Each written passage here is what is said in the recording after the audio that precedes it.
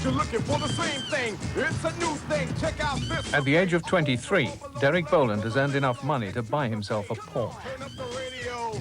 They're claiming I'm a criminal. I've always wanted a Porsche car, a brilliant car. I mean, I say to myself, why not? You know, if I've earned it. But the image of a successful black man in Britain is so rare, he couldn't keep it. The police stopped him almost every time he tried to drive it. You'd get stopped and you'd get searched and the car would get searched. You know, in the space of about a month, I must have got pulled over 15, 20 times. Derek, better known as Derek B, the recording star, gave up and sold his Porsche last month.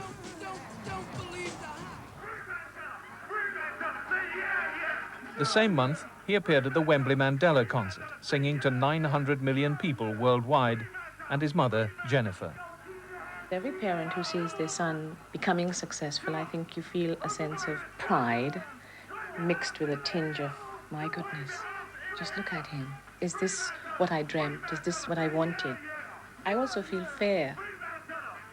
As long as you've got a young black son who speaks out, you are afraid. And if my son is going to be stopped by the police because he's driving a fancy car, it is a problem which he lives with, which I live with, but which is the problem of that society. And I think that, am I angry? Perhaps I am. We're black people in a white society that can see no way of getting on. You know, so that's why we're about to explode. You know, no one's there speaking for us as well. I'm not gonna work in no place where I'm gonna have to make coffee or I'm gonna have to clean up the ashtray. Yeah. I'm gonna have to go and clean up the... Why should I clean their shit? If I go to a job and I don't like the man, I'm gonna walk out of the job, you understand? Because I know that out there's money for me.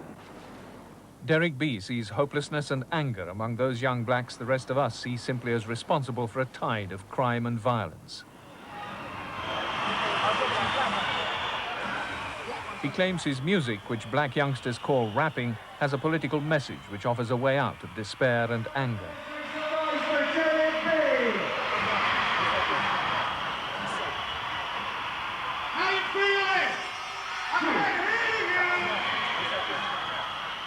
The importance of political rap music is that it gives dignity and pride to kids that have no other medium to give it to them. And they need to hear positive messages about their race, about their colour, about their creed. Well, the first time you heard my voice, you were rocking to the rhythm. Your hands couldn't stop finger popping to the sound of the... 40 years after West Indians first came to Britain, 20 years after Enoch Powell predicted rivers of blood, and after a warning from the Commission for Racial Equality of more race riots this summer, tonight, World in Action looks at the success, the failure, and the pain of black Britain through the eyes of Derek B and his mother.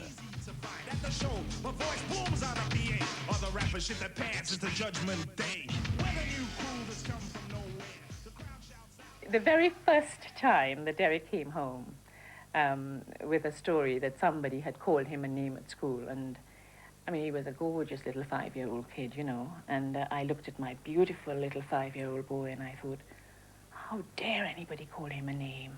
And he says, Mummy, they called me, I think Gollywog or something like that is the name that they used to use those days.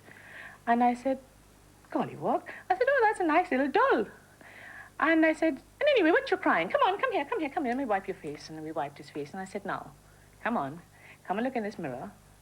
And we both stood there. I said, what do you see? I said, come on, what do you see? I said, because I see a little black boy. And he says, yes. I said, well then, why are you crying? You are a little black boy. I said, so next time they call you a little black boy or a gollywog, say, I'm not a gollywog, but I am black. What are you? I said, then you never cry again over something like that.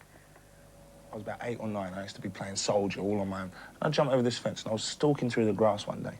And one day, a torchlight hit me. It was about 9 o'clock in the evening. And this man said to me, what are you doing? You know, you come here to steal something, haven't you? And I was like, totally frightened. Now, there was me, 8 or 9, right?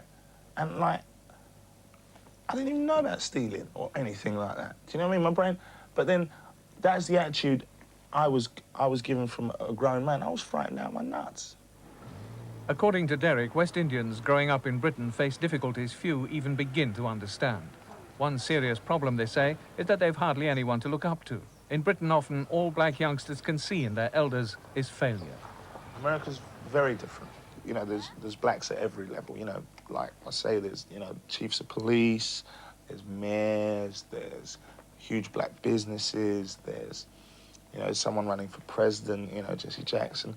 There's a black kid of my age or younger or whatever has got so much to look up to. There has been during Derek's lifetime, during the years that he's been growing up, there's nothing that's positive about black people in this society.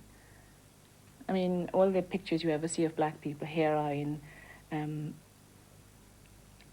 their lower jobs. You never see a black person being portrayed as being beautiful, let's say, or you hardly ever see, and you never see in the newspapers, a doctor who is black, a lawyer who is black, you know, and that sort of thing. And an architect who is black. The only people you ever see who are successful, who are black, are musicians or sportsmen. Yeah, that bass drum needs a bit more. Whatever the public image, successful West Indians do exist in Britain and in increasing numbers. Derek is one. He's not only a singer, but an established record producer. He helped Liverpool, for instance, make their record for the FA Cup final and is now in continual demand from both white and black artists. There are a lot of successful West Indians, but they need to come forward and be seen and be heard. A lot of people don't know that there's black QCs and black lawyers and lots of things like that, and successful black businessmen. They are there. Tell the whole wide world. Girls, that's what it's going to Hi, come in. In recent years, professional organisations have been set up for black lawyers, doctors and those in the media. Food's in the front room and the drinks are in the kitchen. Okay. Okay? People are eating. The Black Chamber of Commerce alone now has more than 300 members. Equity in their black. And is nobody telling them? They need to be seen by the white press and by the white world. Seeing that, their attitudes towards the black people would change. You know, they would see that oh yes, there are successful black people, so therefore they're not all, you know, working class, ignorant, da-da-da-da-da. I'm having a new conservatory put on the back. Yeah. Are you really? With a jacuzzi, I hope. There are now enough successful young West Indians to have earned some of them the title bubbies, black, upwardly mobile people, the black equivalent of yuppies. Yet, even in the white community, people like these are a tiny minority. In the much smaller black community, little more than 1% of the population, they're practically invisible, not only to whites, but more seriously, to young blacks. What we need to pass on, and what I incessantly pass on to the youngsters, is the fact that they must think not in terms of immediate gratification, but rather deferred gratifications. Of course, it is true that... They want it now, like any other young person. Black people want it now, and they're right to want it now. As a matter of fact, they've waited long enough to have it. One can look at it that way, but my thinking is that you must always give something to get something. But that's right. But I also think, too, one of the important things I feel we ought to get over as black people is that academic success or political achievements must be underpinned by some form of economic success. And I feel so absolutely committed to that I will say to most youngsters, yes, this is an opportunity to do the things which some of us didn't do. They should come forward more, and they should do things like go around to schools and say, and like they should do it up on their own backs and go around to schools and show the young black youth that, you know, look, I'm a black man and I've achieved success, and you can get out of this situation. My mum always used to buy a magazine from America called Ebony. She was buy that month after month and push it in front of my face, and all black history books and all that sort. She used to push it in front of my face to give me dignity. I thought that if I had a magazine like that and any other good black magazine that I could get and put it in my house and had it there, always there, that he took it for granted. It wasn't sort of saying to him, just today, black people can be. No, it was for him to accept it as a normal process of life, that black people can be as good at anything as white people.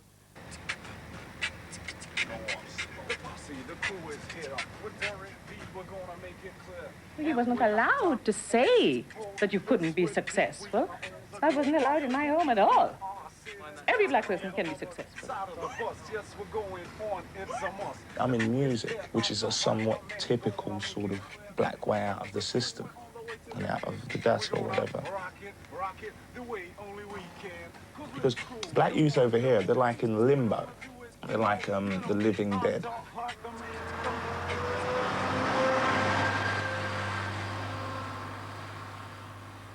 We've crossed off her position in bed. Because she can move herself. The plight of black youth touches every West Indian parent in the country, particularly those like Mrs. Boland, a nurse tutor, who may not be conspicuously successful, but who've become indispensable to Britain. Without them, the NHS would collapse, so would public transport, so would the post office and other large corporations. We are looking after you until that can be arranged. West Indians like these, the majority, believe a second serious problem their children face is the inadequacy of British schools. They say whatever the rest of us think, they do emphasise to their children the importance of doing well. He can't be in any pain, he's asleep. The values of a West Indian family in England are totally different to what they seem to be or what the media makes them out to be.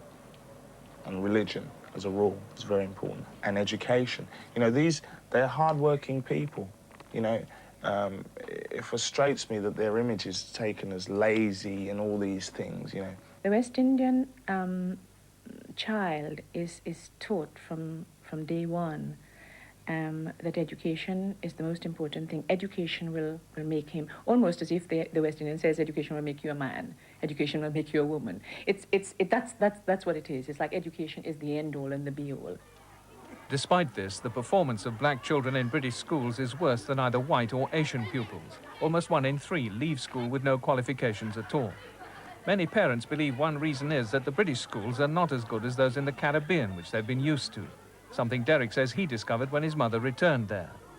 Well, my mum took me back to school in Trinidad, and it was really weird. You know, you had to wear uniform, blue shirt, khaki trousers, and black shoes, and you had to make sure they were polished. It was like army mentality sometimes, but the discipline was incredible. We used to have to answer the teachers in Latin if you stopped in the corridor, stuff like that. It was really disciplined. But, okay, you know, people say, but that sounds crazy, that sounds really Victorian in its thinking. But it isn't. It isn't because it works. When he was 13, Derek returned to Britain and started at what was considered a reasonable comprehensive. I think it took Derek a long time. He never settled in that particular school. He couldn't settle because he said that, Mummy, I couldn't understand what was happening when children threw things around in the classroom. It was different because no longer the priorities had changed for me. And the priorities in this school were being cool, the girl you were going out with, how many times you swore at a teacher, if you smoked or not. You know, and the priorities would totally change from the West Indian school priorities of whether you came first or last in test. You know, like whether you were the dunce of the class or whether you were the brain boxer. And everyone used to compete, and I used to run home in Trinidad, run home to study. You know, run home. That whole mentality changed when I came back here. You're a black kid in this society, and they expect that of you anyway, so they don't push you in any ways. In Britain, even the emphasis black parents place on education and discipline can work against their children, making a third serious problem they face. Like, they all expect us to try and do well. It was pushing us, but mine pushes me to try and do well at school. But when I come again, it's another story when you come into school. It's totally different, and sometimes the parents don't quite understand how different it is really at school. No one's definitely pushing you to do it. When you get home, it's a different thing. Oh, what did you do at school today? This and that and this and that. And sort of like you maybe make up things some of the time. Sort of like, yeah, I did this today, I did that today, sort of thing. Just to sort of like let your parents feel good. Sometimes it works in reverse. It backpedals on itself because you've been brought up so straight, yes, mum, no, mum, you know, yes, dad, no, so much that when you get out into the real world, you go, you know, you want to relax, and it's like, you don't want anybody to shout at you and be like that to you ever again, you know. And on top of that, when you go into this society that's a brick wall, you react, you get annoyed. The parent is sitting on the edge, you know, like the edge of your chair, watching and thinking, oh God, I don't want him to do that. I don't want him to be there. I don't want him to do that. How do I get him away from this? And I think I must say all West Indian parents probably live with that fear until their children become adults and make a choice in some direction. I think I must have lived in a kind of a state of anxiety from the time Derek was about 16 when he started going to discos to probably fairly recently. As long as you've got a young black son who is, like my son, he speaks out, he speaks what he thinks, you are afraid. In fact, you almost want to grab him and hold him inside. You're so afraid of what's going to happen to him out there. Don't believe the hype. Yes, was the start of my last jam, so here it is again. The failure at school of children from good homes is swelling the numbers of those from more deprived backgrounds who fall into what black youngsters call the street, the twilight world of the uneducated, unemployed, and often unemployable. Some of these children have moved away from their West Indian culture. Although they call themselves West Indians, really they are British black. And they feel that they're outside, that they're not a part of the society, that they don't belong, that they have no reason to be loyal, they have no reason to try to achieve. What's the point? They're trapped within a no-go situation where there is no way forward. That they can see as far as they can go. You know, you can literally look at it and say, you know, well, my back garden goes from here to there. You know, there's nothing further than that.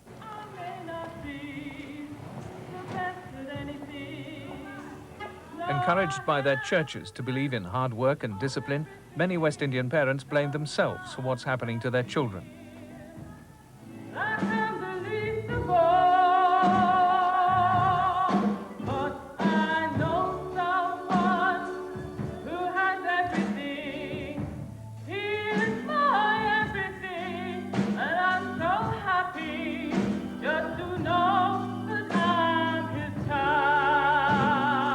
There is a great sense of failure amongst black people of my generation when their children have not achieved. I feel that they have failed. And I don't think that this society recognizes that those West Indian people feel that the failure of their children is their failure. That somehow they have lost the grip on their children, the grip that they might have had if they'd stayed in the West Indies.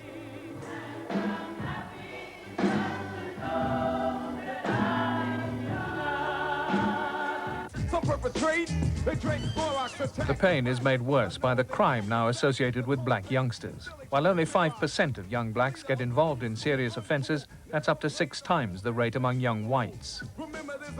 You don't know what to do. You're like, well, how do I survive? You go and collect your doll, but you've got dignity, you've got a bit of pride here. You know, you're proud, you want to be the same as the white man, but there's no way possible. You can see, that's why it's a great time for crime to start seeding in there, you know, and getting implanted. Crime is not the answer, crime is just the alternative, you understand? It's not, I admit, crime to me, I would like to get out of it, I mean, I'd like to go and work, but it's not there, so my other choice is go out there and make it. Well, our parents, right, in their days, when they had to told to do something, they done it. You know what I mean? Because they wanted to earn a living, right? So they kept their mouth shut. But today, I don't think it's gonna happen. Yeah, the only thing they had to do, right, was to take the shit to survive. We're in that position right now. We don't have to take it. If we say, all right, then there's nothing we could do about it. Let it lie. We're just gonna go back to the same old days. The same old days. And our kids, right, are gonna look at us and say, well, Dad, what have you done in your life? And you're gonna look on your kid and say, well, I clean toilets, and you don't want to tell your kid that. Once I left school, and I thought to myself, well, boy, these people ain't giving me nothing. Let me go out there and I enjoy it. You know? Yeah, I go out there and I make my money. I go out, I go to the clubs that working people are going to. I dress how working people are dressing, and I'm not working. None of us is gonna go out there and go to Tottenham Court Road with a guitar and put your hat down there and busk. You know what I mean? You might as well go out there and do a burglary. Crime is one way in which some youngsters try to escape the hopelessness of the street. Creating their own opportunities is another. Pirate radio offers a more hopeful but still illegal escape route. Don't forget after me the word, and then DJ T's Asylum at 3 o'clock. There are now between 30 and 40 stations in London, many run by West Indians. They've not only launched a whole new generation of black performers like Derek, but perhaps more importantly, they've also launched a whole generation of young black businessmen. Pirate radio has been very, very good business because, I mean, when I was involved with pirate radio, you know, it's good business. I know people that have started their pirate radio stations and run it legit. They're trying to be as legitimate as possible, but still it's breaking the law because, you know, it's clogging up the airwaves. Some of the stations stay on the air 24 hours a day. With their technical and marketing demands, they become complex operations. Using pirate radio as a base, young black entrepreneurs are moving into more conventional business activities, such as record wholesaling, as here in London's West End. It's all part of expanding business networks in the black community. This idea of self-employment and self-help, basically, is what I believe in. You know, I mean, no one's going to hand anything to you on a plate, especially if you're black.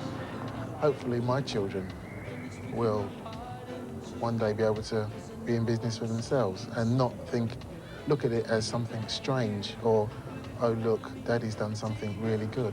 As far as I'm concerned, it's just normal. Money makes the world tick over. And if you're black and you're in control of that, you can't take a man more seriously than that.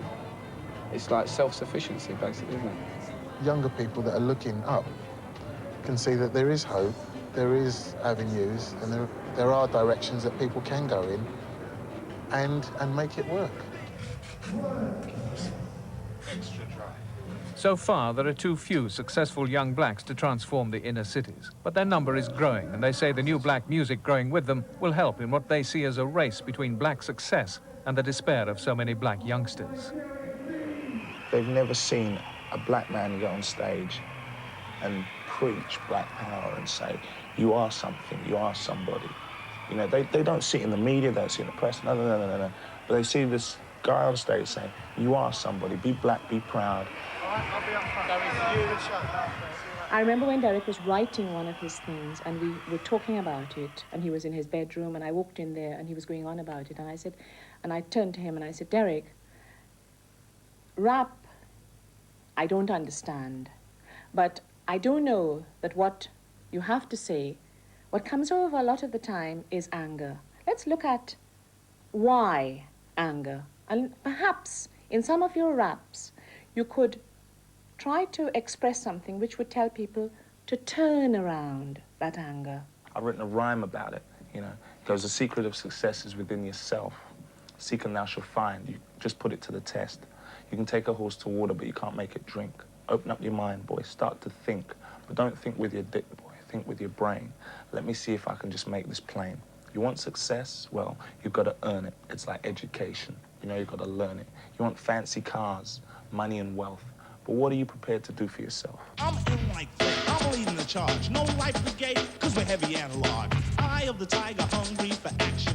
You hear my bass line, her satisfaction. Boogie down beats, we have perfected. Coming on strong and unexpected. Here to make history, no mystery involved. You're looking for a good time to problem solve. Cause the master plan is in effect.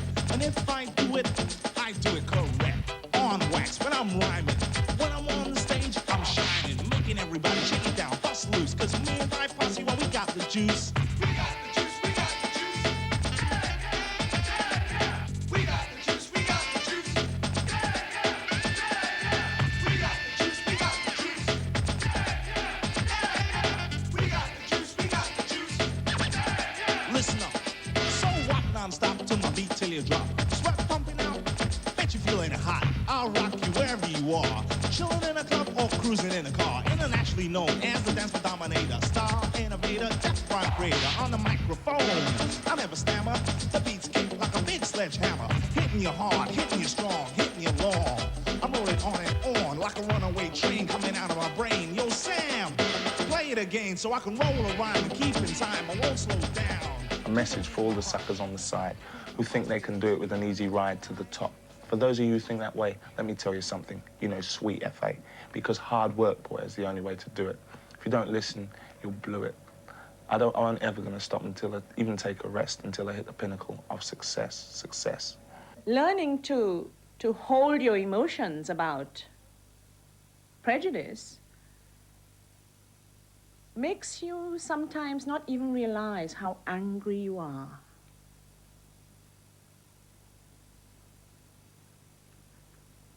And how sad.